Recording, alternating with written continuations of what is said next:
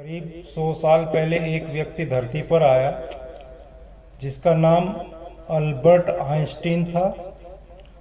उसने कहा, मैंने जो खोज की उससे और भी मार्ग खुल गए हैं। जितने दरवाजे मैंने खोले हैं और बड़े रास्तों पर पहुंच गया हूं, पर अभी बहुत बड़े ताले खोलने बाकी हैं।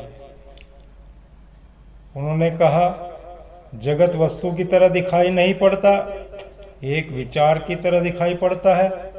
और कहा कि जगत जानने से नहीं सुलझेगा, ये होने से सुलझेगा।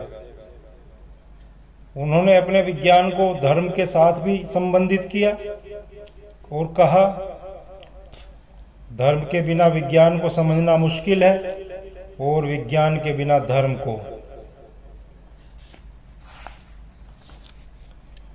उनसे जब यह पूछा गया कि क्या अपने अगले जीवन में विशिष्ट व्यक्ति बनना पसंद करेंगे, तो उसने इसके लिए पूर्णतया नकार दिया और कहा कि मैं इस जन्म में जो भी कुछ हूँ वह कभी भविष्य में कल्पना भी नहीं करता। उसने अपने जीवन में सब कुछ करने के बाद भी अपने आप को अज्ञानी ही समझा। सब देने के बाद भी अपने लिए कुछ नहीं किया। उसने अपने मरने से पहले ये घोषणा की थी कि मेरे मरने के बाद मेरे शरीर से कोई छेड़छाड़ न की जाए, लेकिन छेड़छाड़ हो गई। एक स्वार्थी व्यक्ति ने उसका शरीर चुराकर उसके शरीर के एक महत्वपूर्ण हिस्से के 40 टुकड़े कर दिए, यही जानने के लिए कि जो इसके पास था वह मेरे पास आ जाए। आइंस्टीन मनुष्य के भविष्य को संवारने के लिए अपना पूरा जीवन खपा दिया। जिस व्यक्ति ने अपना सब कुछ मनुष्य के देने की कोशिश की, इस धरती का सबसे बड़ा विज्ञान और सबसे बड़ा शोध, और उसी व्यक्ति को इस शिक्षा व्यवस्था ने प्राथमिक स्तर पर अपने शिक्षण संस्थानों से बाहर निकाल दिया।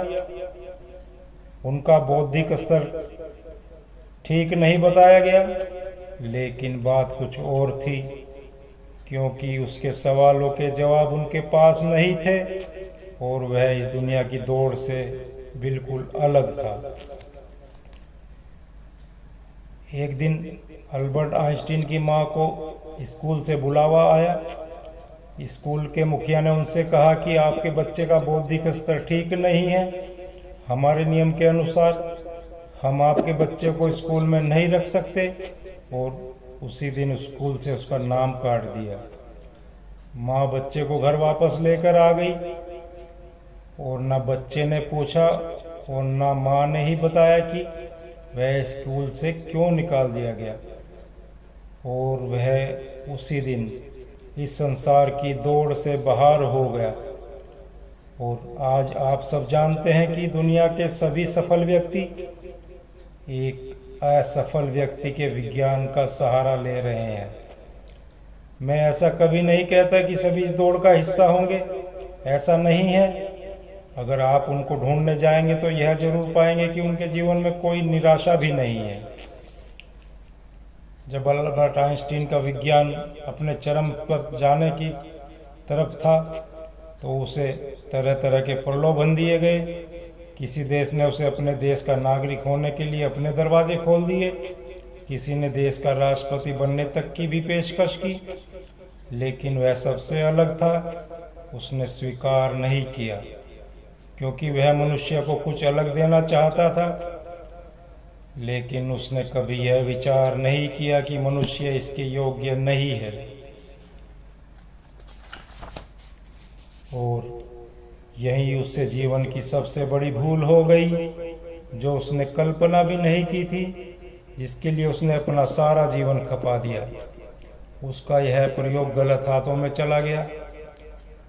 मनुष्य ने उसके विज्ञान का सदुपयोग करने के बजाय उसके विज्ञान को हिरोशिमा नागासाकी पर गिरा दिया, जिसे मनुष्यता आज भी उस त्रासदी को अपने जीवन में कहीं ना कहीं महसूस कर रही है। जबकि आइंस्टीन की इसमें सहमति नहीं थी। उसने बहुत चिट्ठियां लिखी, परंतु वो गंतव्य तक कभी नहीं पहुंच पाई। आइंस्टीन से एक भूल हो गई कि उसने कभी अतीत में जाकर खोजने का प्रयास नहीं किया। उसने अपने विज्ञान को पूरे जीवन महत्व दिया, और मनुष्यता को समझने का प्रयास कभी नहीं किया। एक संस्मरण रामायण से संबंधित है।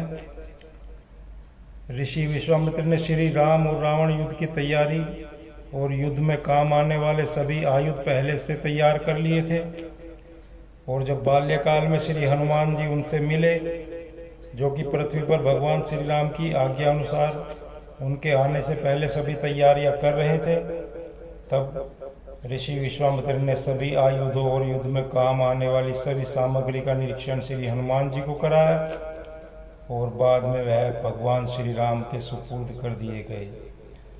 परंतु आइंस्टीन के विषय में ऐसा नहीं हुआ। उनका विज्ञान कुपात्र के हाथों में चला गया, जिसका कारण यह हुआ कि लाखों लोग मारे गए जिनका कोई दोष भी नहीं था। उस विज्ञान का उपयोग मानवता के हित में न होकर उसके विनाश में हो गया।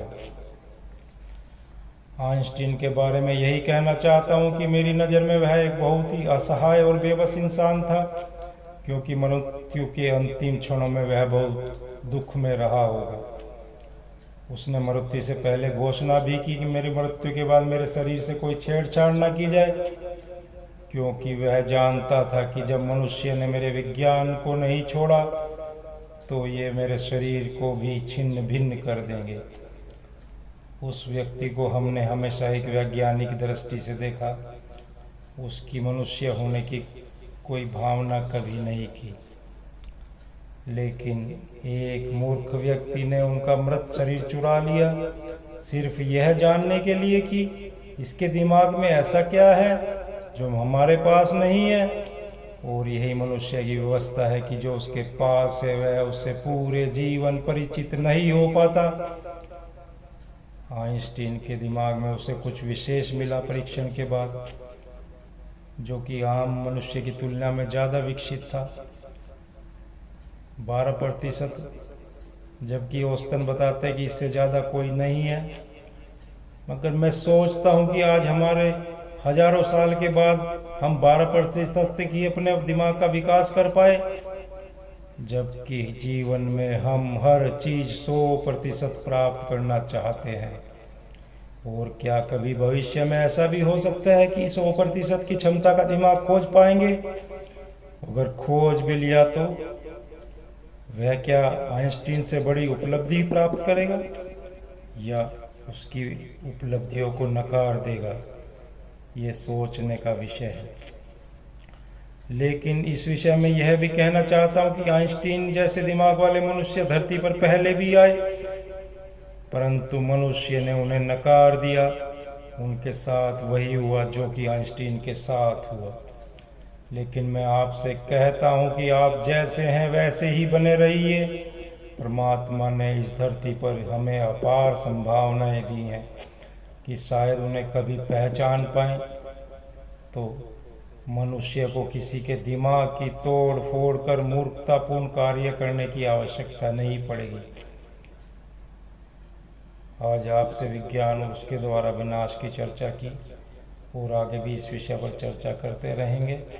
किसी ने सुना हो तो अपनी बात अवश्य कहे, और परमात्मा से प्रार्थना करता हूँ कि अल्बर्ट आइंस्टीन की आत्मा को शांति प्रदान करे, क्योंकि मृत्यु के अंतिम क्षणों में दुखी व्यक्ति शांति को प्राप्त नहीं हो पाता, जैसा आइंस्टीन के साथ हुआ। जिस किसी ने मेरी बातों को धैर्य से सुना, उनके श्री चरणों में प्रणाम करता हूँ, क्योंकि आपका स्वरूप परमात्मा से भिन्न नहीं है। ओम श्री गुरुवे नमो नमः।